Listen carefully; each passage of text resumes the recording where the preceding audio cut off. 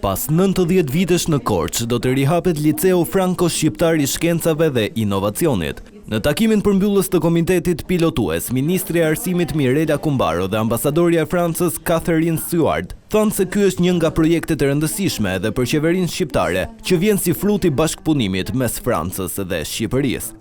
Ministria e Arsimit ka miratuar gati 90% të kurrikulës, ndërsa nxënësit në përfundim të këtij liceu do të marrin një diplomë që do të jetë edhe matura shtetërore, edhe bakalorati francez, një diplomë që do të jetë ndërkombëtarisht e njohur.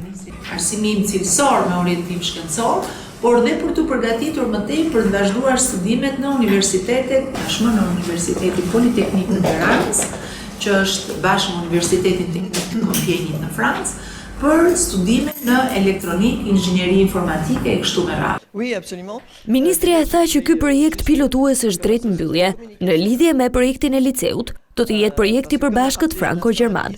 Do të jetë kurrikul i përbashkët gjithashtu dhe një diplomë dyfisht. Pra nxënësit që do të diplomohen në këtë shkollë të mesme, do kenë diplomën e maturës dhe bakaloratit francez. E vazhdojnë më pas studimet më të mira në Europë dhe besoj se ky është një lajm i mirë për të ardhmen e Shqipërisë.